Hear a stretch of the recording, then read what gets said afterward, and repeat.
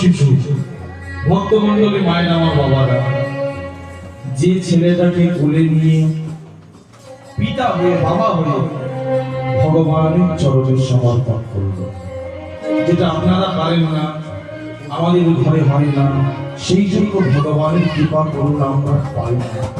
আজকে ভক্ত হয়ে পেরেছিল, সেই জন্য কৃপা করুণা ঝুলি ঝুলি পড়েছিল, সেই জন্য ভগবতের পাতায় নামটা বর্ণিত হয়েছিল। ছোট্ট ছেলে অজামিল সবে হয়েছে ভক্তমণ্ডলী মায়ের আমার বাবারা, সেই ছেলে যদি ভগবানের চরণে আশ্রয় পায় কৃপা তো হবে বাবা, করুণা তো হবে। দিন যায়, মাস যায়, বছর যায়, ছোট্ট অজামিল পিতৃস্নেহে ভগবানের ছত্র ছায়ে বড় হতে আরম্ভ করলো। বয়স হলো 8 বছর। আস্তে আস্তে আস্তে মায়েরা 8 বছরের ছেলে কি করে জানেন?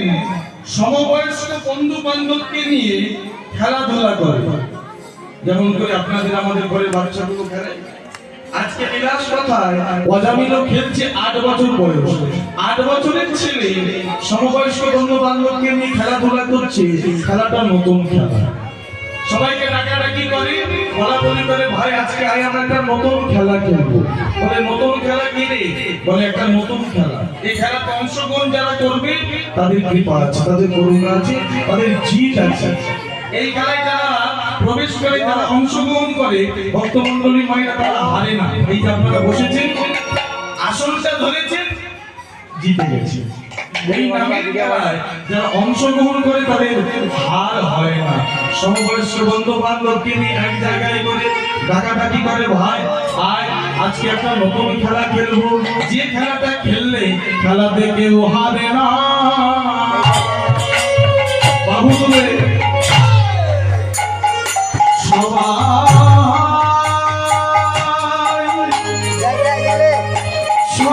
যেতে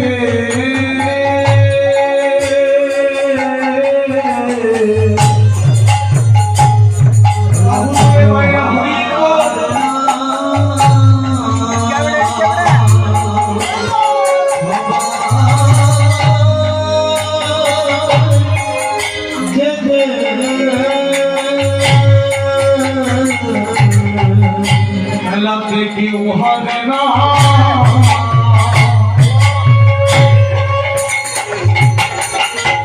সবাই যেতে